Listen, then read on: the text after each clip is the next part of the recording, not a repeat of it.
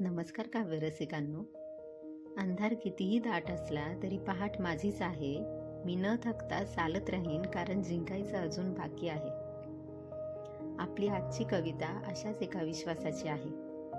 कवितेतील पहिले 2 कडवे आपल्याला आपल्या आयुष्यात चालू असणारं दुःख कल्लोळच सांगतात, तर पुढची 2 कडवी या सगळ्या दुःखातून सावरून पुन्हा पाय धरून घट्ट उभं राहायला शिकवतात.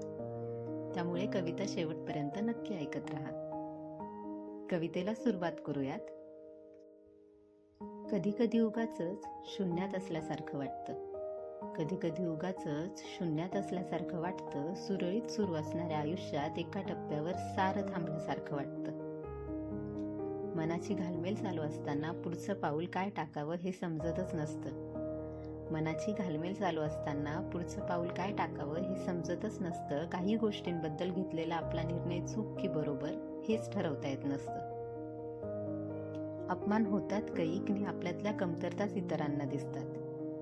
अपमान होतात कैक नि आपल्यातल्या कमतरताच इतरांना दिसतात. विखरून जातं सारं नि निराशाच हातात उरतात. जखमा होतात मनाला, अशा वेळी थोडंसं रडूनही घ्यावं.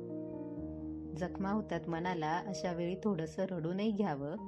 सुखांची किंमत मोजताना दुःखालाही स्वतःच सामावून पाहावं.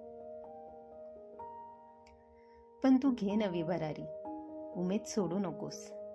पण तू घे नवी भरारी, उमेद सोडू नकोस. पुढे काहीतरी छान असेल, विश्वास ढळू देऊ नकोस. विचारांत गुंतलेल्या मनाला थोडंसं शांत तर कर. विचारांत गुंतलेल्या मनाला थोडंसं शांत तर कर.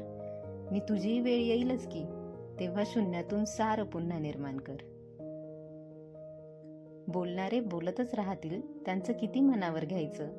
सगळे अपयशाचीच वाट बघतील तुझ्या, मात्र तू का खचायचं. दुर्लक्षित करून सारं तू तुझ्या प्रगतीचा विचार कर. यशस्वी होऊन झालेल्या साऱ्या अपमानांना निरुत्तरित कर. मग बघ, मग फुलासारखे वागवतील लोक नि लांबूनही तुझी ओळख सांगेल जग. मग फुलासारखे वागवतील लोक नि लांबूनही तुझी ओळख सांगेल जग.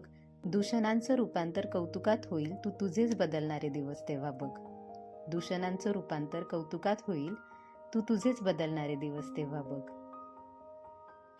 जर ही कविता तुम्हाला वास्तववादी वाटत असेल तर कवितेला लाईक आणि शेअर करा आणि अशाच कविता ऐकण्यासाठी चॅनल सबस्क्राईब करा. धन्यवाद.